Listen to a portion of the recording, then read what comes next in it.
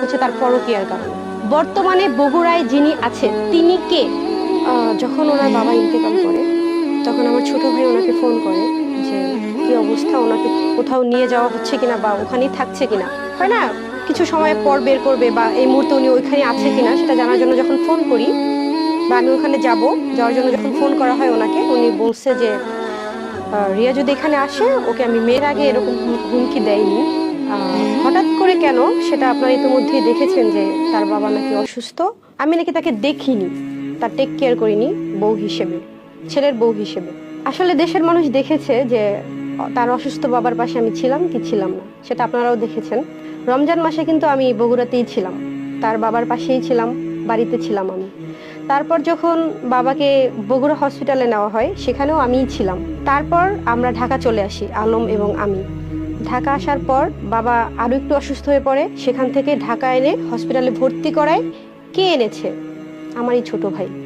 আমারই ছোট ভাই বাবাকে বগুড়া থেকে এনেছে, এনে এখানে হসপিটালে ভর্তি করানো হয়েছে। সো একদমই ভুল কথা যে আমি তার বাবার পাশে ছিলাম না। কোরআন শরীফ নিয়ে সে বলেছে আমি অন্যদের সাথে কাজ করছি, এই বিষয়টা আসলে সে যে বলছে যে তার বাবার পাশে আমি ছিলাম না, না থাকারও তো একটা কারণ আছে, কাজ করারও তো কারণ আছে, আমরা কাজ তো করি তাই না? তার সাথে যখন আমার সম্পর্ক ছিল ভালো, এখন তো খারাপ, আপনারা দেখতেই পাচ্ছেন, তখন তো আমরা কাজ করেছি। বা একটা গল্পের মধ্যে কিন্তু দুইটা হিরো থাকে, দুইটা হিরো থাকলে কিন্তু সেই হিরোটার সাথেও আমার কাজ করতে হয়, সেও থাকে। তো সে যেগুলো বলছে যে এখনকার যে ভিডিওগুলো, এখনকার ভিডিও কিছু আছে আর সে অনেক অনেক স্ক্রিনশট দিচ্ছে যেগুলো আগের। আসলে একটা সংসারে তো অনেক কিছুই ঘটে থাকে, তাই বলে কি সবকিছুই মিডিয়ার সামনে বলতে হবে? আমাদের কি কোনো ফ্যামিলি নেই? একটা সংসারের মধ্যে যা কিছু ঘটে সবকিছু তো প্রকাশ্যে আনা যায় না। কিন্তু এখন যে সে বিষয়টা নিয়ে আসছে সেটা হচ্ছে তার বাবার পাশে আমি ছিলাম না, এটা একদমই মিথ্যা কথা। আমি ছিলাম তার বাবার পাশে।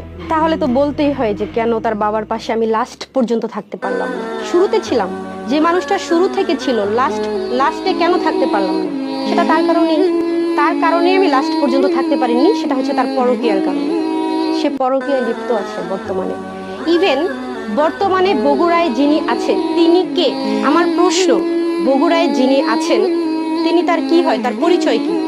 সে বগুড়া কেন থাকলো? আমি হসপিটালে থাকিনি, কেন থাকিনি সেটা তো কারণ আছে, সেটা তো সে বলার সৎ সাহস রাখছে না। কেন রাখছে না? যে মানুষটা আমি তার বাবাকে বগুড়া টেক কেয়ার করেছি, বগুড়া থেকে ঢাকা এনে হসপিটালে ভর্তি করিয়েছি, তো হসপিটালে আমি থাকতে পারবো না? কেন থাকতে পারবো না? না থাকার কারণ একটাই, তার পরকীয়া।